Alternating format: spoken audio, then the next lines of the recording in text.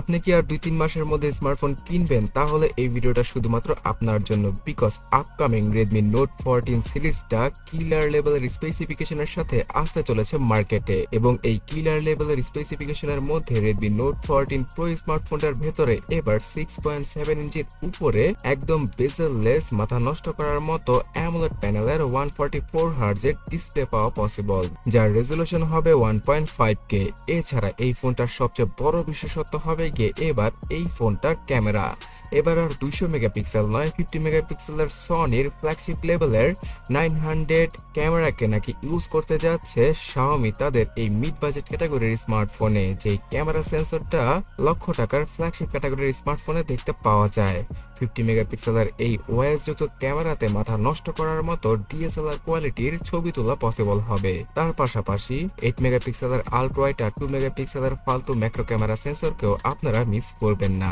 তবে হ্যাঁ, সেলফি ক্যামেরাগত দিক দিয়ে 20 মেগাপিক্সেলের সেলফিকে ইউজ করতে যাচ্ছে Xiaomi তাদের Redmi Note 14 Pro তে, কিন্তু এখানে 32 মেগাপিক্সেলের সেলফিকে ইউজ করলে আরো কিছুটা বেটার হতে পারতো। আর স্টেবল ভিডিওগুলো রেকর্ড করা পসিবল হবে ফুল এইচডি রেজুলেশনে।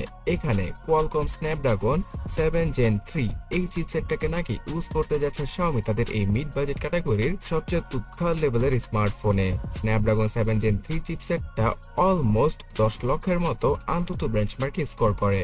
তো আপনারা হয়তো বুঝতেই পারছেন নর্মাল Note 14 Pro স্মার্টফোনটার জন্য এটা কতটা স্পেশাল একটা চিপসেট। সব ধরনের অ্যান্ড্রয়েড গেমই রান করা পসিবল হবে Redmi Note 14 Pro তে। তবে সবচেয়ে হাই গ্রাফিক্সের গেম সর্বোচ্চ সেটিংসে খেলতে পারা পসিবল হবে না, কিন্তু টুকটাক কাজ করা, ভিডিও এডিটিং করা আর রেগুলার লাইফে কিছুটা হার্ডকোর ভাবে ফোন ইউজ করার জন্য এই চিপসেটটা পারফেক্ট। এছাড়া গাইস, এবার ব্যাটারি সেকশনে বড় একটা আপডেট আসতে চলেছে। জানা যাচ্ছে 5500 থেকে 6000 mAh এর হিউজ ব্যাটারিকে ইউজ করতে যাচ্ছে Xiaomi, বিকজ তাদের কম্পিটিটর Vivo IQ তাদের Z9 সিরিজের বেশ কিছু স্মার্টফোনে 6000 mAh এর ব্যাটারিকে ইউজ করেছে। আর বর্তমানে অবশ্যই Xiaomiরও উচিত 6000 mAh এর ব্যাটারিতে শিফট করা।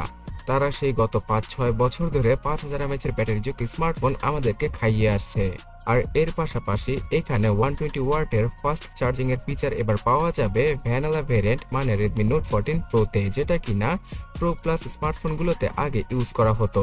এবং সর্বশেষে স্টোরেজ ভেরিয়েন্ট হিসেবে হয়তো আমাকে নতুন করে বলতে হবে না, 8GB 12GB র্যামের সাথে আসা এই ডিভাইসটাতে সর্বোচ্চ 24GB র্যামকে ভার্চুয়াল মেমোরিকে ইউজ করে ইজিলি ইউজ করা পসিবল হবে। তাছাড়া UFS 3.0 ক্যাটাগরির ইন্টারনাল মেমোরির জন্য অনেকটা ফাস্ট মনে হবে Redmi Note 14 Pro কে। এখানে র্যামের টাইপ নাকি LPDDR5X এরও হতে পারে, যেটা হলে আসলে মার্কেট কাঁপিয়ে দেবে Redmi Note 14 Pro ডিভাইসটি। তো আপনি কি 2 থেকে 3 মাস ওয়েট করবেন এই ডিভাইসটির জন্য? অবশ্যই কমেন্টে জানাবেন।